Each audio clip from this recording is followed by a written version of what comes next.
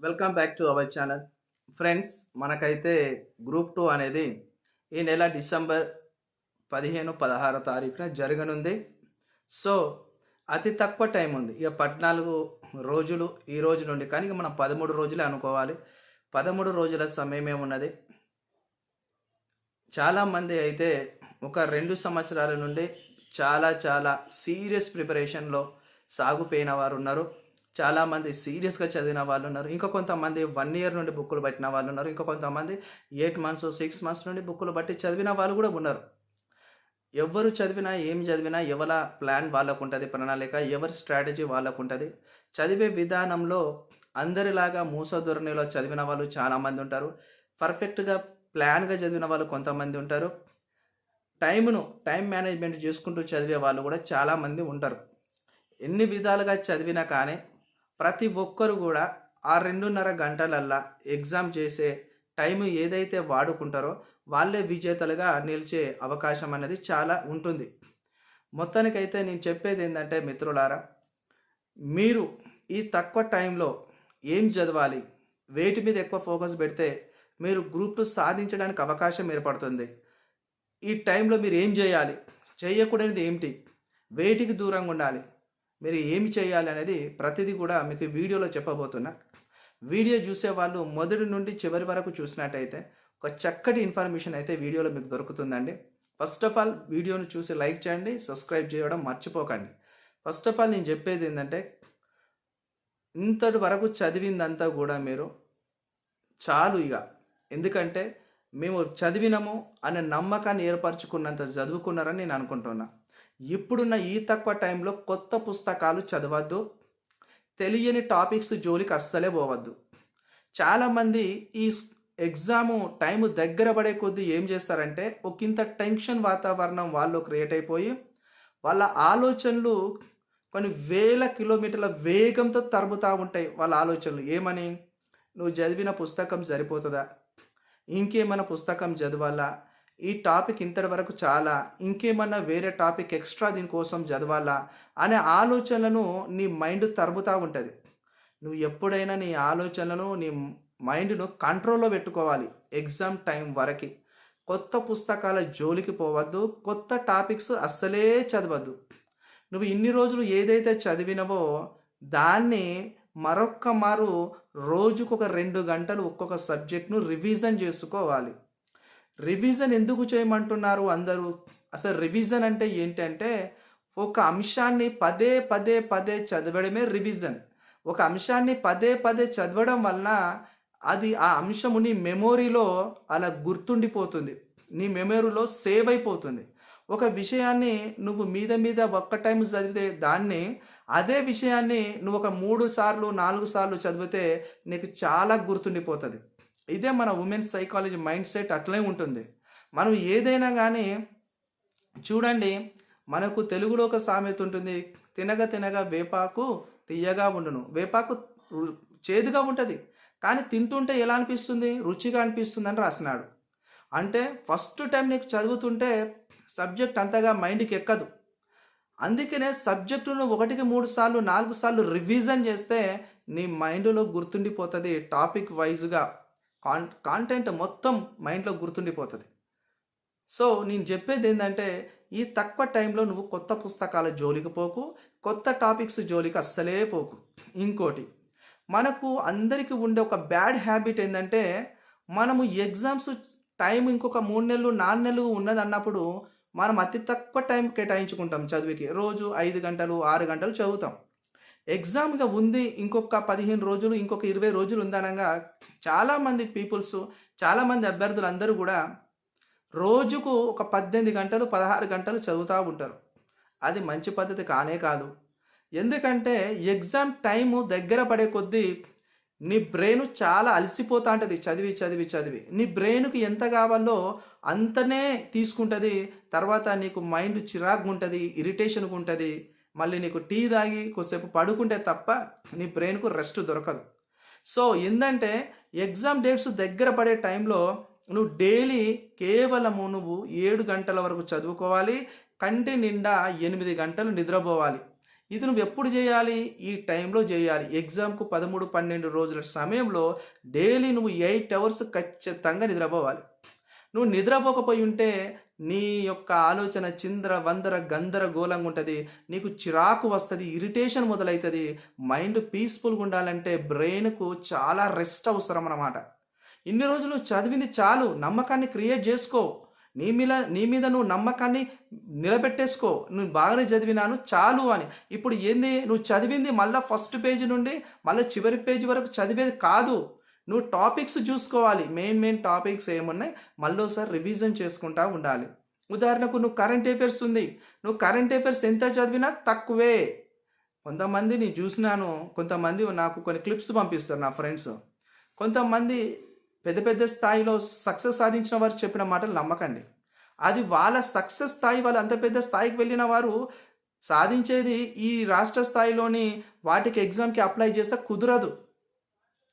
చూడండి, మీరు 2023లో రాసిన ఎగ్జామ్సే కావచ్చు, 2024లో రాసిన ఎగ్జామ్సే కావచ్చు, మీకు కరెంట్ అఫైర్స్ అన్నది ఎప్పుడు చూసినా మీకు 8 నెలలది అండ్ 6 నెలల లోపు, 2 నెలల లోపు, 3 నెలల లోపు కరెంట్ అఫైర్సే పడ్డాయి. మీకు 2023 ఎగ్జామ్స్ రాస్తే మీకు 2018 కరెంట్ అఫైర్సో, 2019 కరెంట్ అఫైర్సో ఇవ్వలే. గుర్తుపెట్టుకోండి, కరెంట్ అఫైర్స్ అన్నది కేవలము 1 ఇయర్ లోపే ఉంటుంది. ఆఫ్టర్ అది జనరల్ నాలెడ్జ్గా మలచబడుతుంది. ఇప్పుడు ఉదాహరణకి మనకు భారత్ రత్న పొందింది ఎవరెవరు అని అడిగిండు మొన్న రీసెంట్గా గ్రూప్ 3లో. పివి నరసింహారావు గారి పేరు మీ అందరికీ తెలుసు. అదేవిధంగా వ్యవసాయం శాస్త్రవేత్త ఎంఎస్ స్వామినాథన్ మీకు అన్నీ తెలుసు.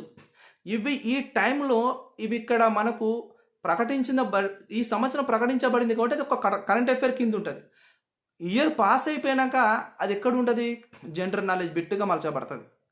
కొంతమంది చెప్పిన విషయాలు మీరు నమ్మి ఇక మీకు టైం తక్కువ ఉన్నది. కరెంట్ అఫైర్స్ ఎక్కువగా ప్రీవియస్ ఇయర్స్ 2023 మొత్తము, 2022 మొత్తము ఇట్లా చూసుకొని టైం వేస్ట్ చేసుకోకండి. ఒకవేళ మీకు ఒక్క బిట్టే పడుతుంది, అట్లా వేరే ప్రీవియస్ ఇయర్కి ఒక్క బిట్టు పడుతుంది. ఎట్లా చెప్పగలుగుతున్నానంటే 2024లో గ్రూప్ 3 జరిగింది మొన్న రీసెంట్లీగా మనకు నవంబర్ 16వ తారీఖున ఉదయం పేపర్లో జిఎస్లో ఏం అడిగిండు? ప్రపంచ బ్యాంకు చైర్మన్ గురించి, డైరెక్టర్ గురించి అడిగిండు అజయ్ బంగా. అజయ్ బంగాది అడిగింది కూడా తప్పు అడిగిండు. ఏమన్నాడు? ఆయనను ఎప్పుడు నియమించారు అజయ్ బంగాని? 2003 సంవత్సరాన్ని. కానీ ఆడు ఏమని పెట్టిండు? 2002 సంవత్సరం అని రాసిండు. అంటే అభ్యర్థిని తప్పుగా బొలతో కొట్టించడానికి ఇయర్ చేంజ్ చేసిండు.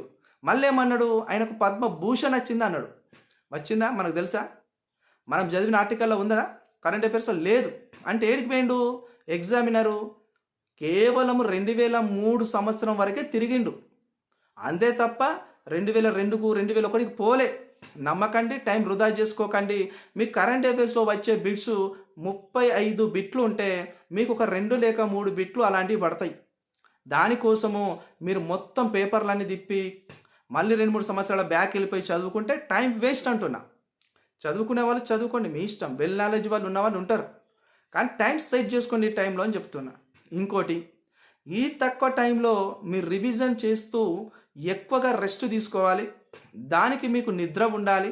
ఇంకోటి, మీరు ఈ టైంలో టెస్ట్ సిరీస్ అని రాస్తూ ఉంటారు చాలామంది. ఇక రాయకండి, స్టాప్ చేసేయండి వాటిని.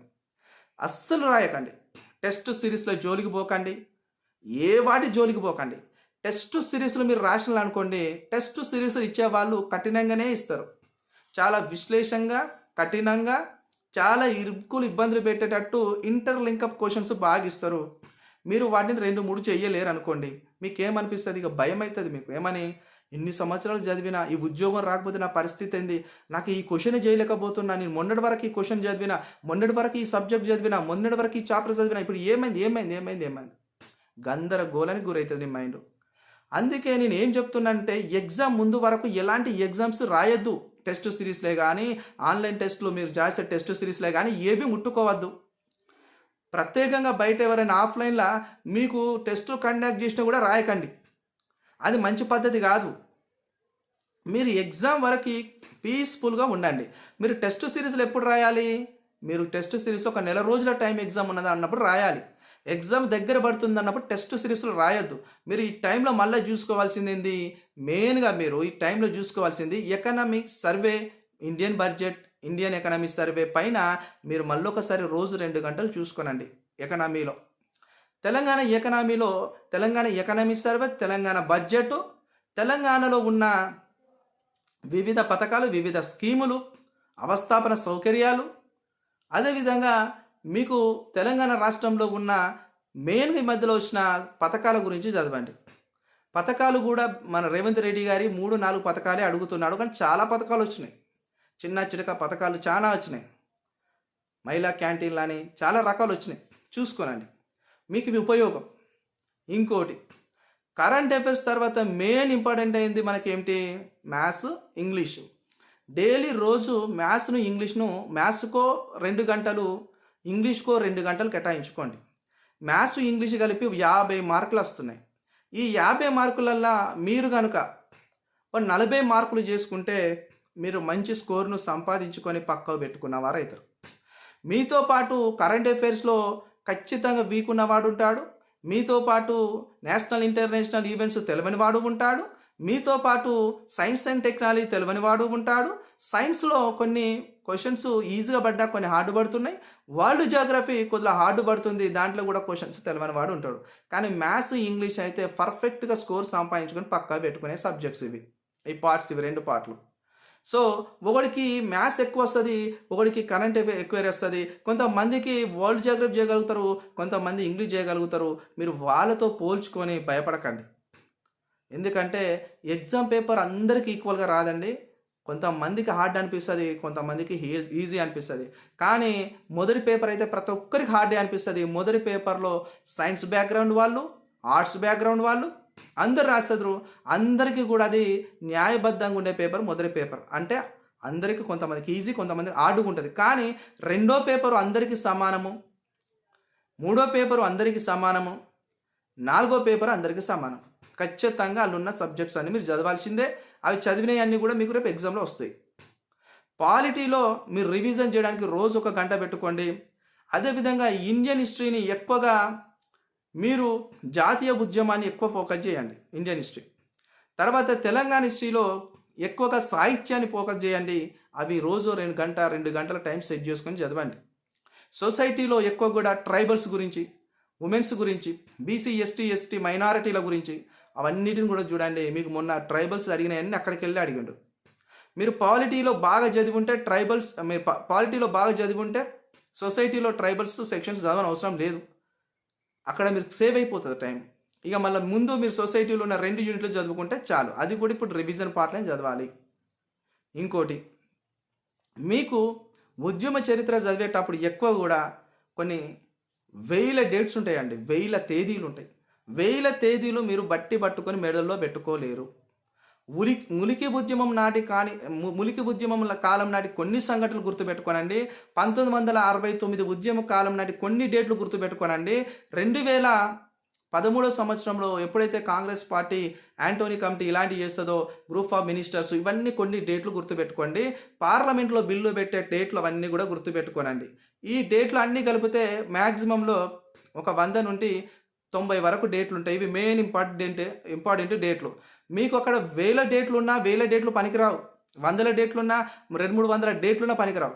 మీకు పనికొచ్చే డేట్లన్నీ కూడా తీర్పులతో ఏదైతే ఇందిరాగాంధీ మనకు తీసుకొచ్చిన 8 సూత్రాలు 6 సూత్రాలు ఉన్నాయో, ఇవన్నీ కూడా 5 సూత్రాలు 6 ఇవన్నీ డేట్లు, వాటి కోర్టుల జడ్జిమెంట్లు, ఇవన్నీ మళ్ళొక్కసారి రోజు గంట సేపు చూసుకోండి.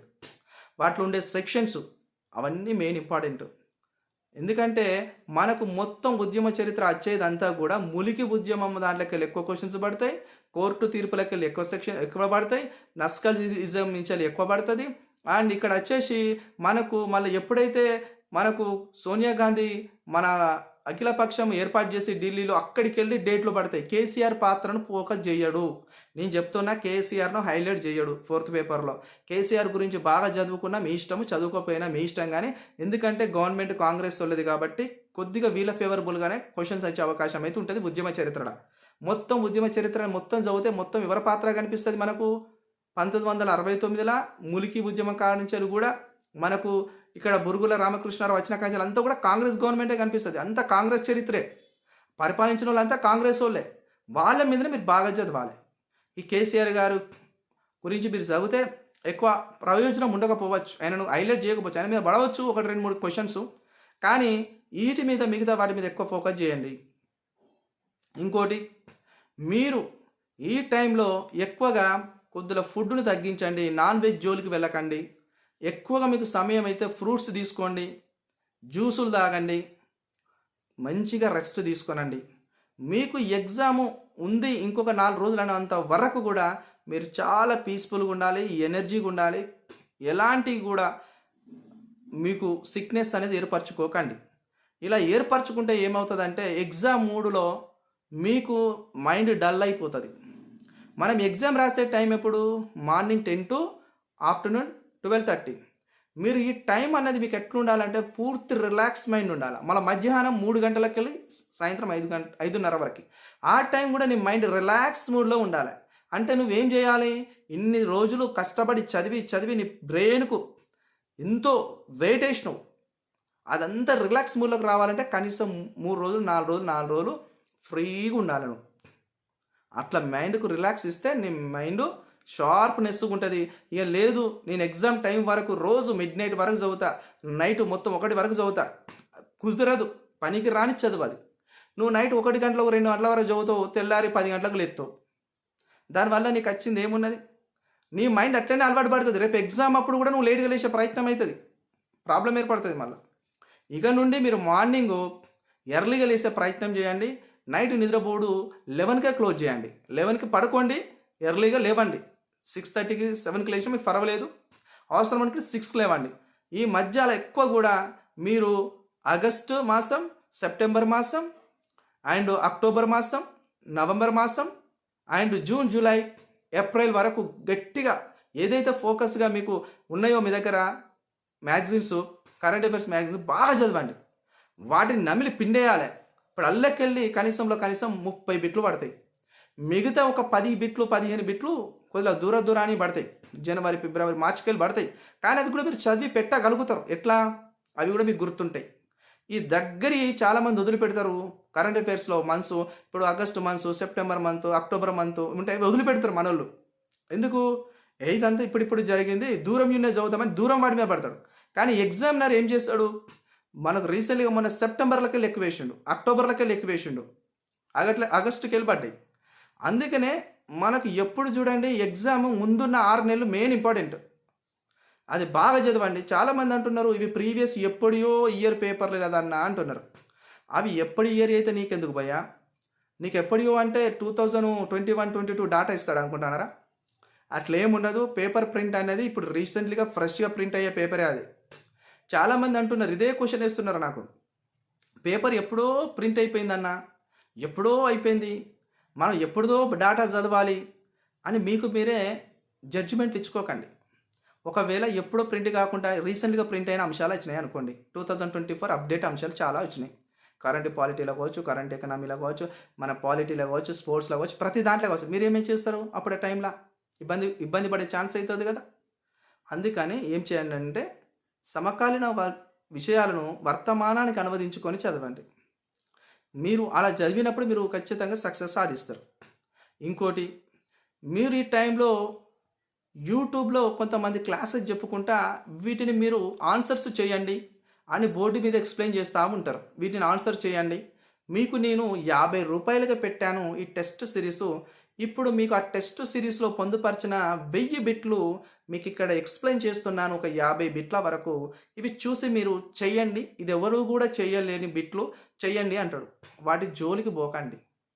ఒక్క బిట్టు ఆయనే చాలా కఠినంగా తయారు చేస్తే నువ్వు అది చూసినావా, నీలో ఆందోళన గుబులు మొదలవుతుంది. అరే నేను చదివిన టాపిక్లో ఈ బిట్టు చేయలేకపోయినా అని. ఆయన ఇచ్చిన బిట్టు ఎగ్జామ్లో రాదు, ఆయన పెట్టిన టెస్ట్ సిరీస్లో ఎగ్జామ్లో రావు. నీకు అవన్నీ వేస్ట్ టైం. అందుకని యూట్యూబ్లో ఏ ఆన్లైన్ పాఠాలు వినకండి. మీరు చదువుకునడానికి ఎక్కువగా రివిజన్ టైంకి కేటాయించుకోండి.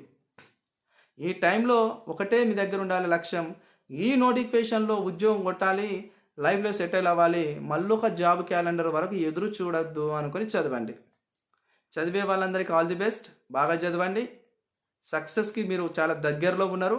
నిజం చెప్తున్నా, చాలామంది మెయిన్స్ ప్రిపేర్ అయిన వాళ్ళతో మీరు పోటీ పడబోతున్నారు, మెయిన్స్ రాసిన వాళ్ళతో పోటీ పడబోతున్నారు, మన గ్రూప్ 3లో మంచి సక్సెస్ సాధించిన వాళ్ళతోని మీరు పోటీ పడబోతున్నారు, గ్రూప్ 4లో ఉద్యోగాలు వచ్చిన వాళ్ళు కూడా ఇలాగ రాబోతున్నారు, డిఎస్సిలో జాబ్ కొట్టిన వాళ్ళు కూడా ఇప్పుడు గ్రూప్ 2 రాయబోతున్నారు, చాలామంది రాయబోతున్నారు. వాళ్ళందరినీ నువ్వు ఓవర్టేక్ చేయాలంటే నువ్వు ఈ 13 రోజుల నీ రివిజన్ అనేది చాలా అద్భుతంగా ఉండాలి. అది నువ్వు ఎలా చేస్తావు అనేది నీ ఓన్ స్ట్రాటజీ పైన ఆధారపడి ఉంటుంది.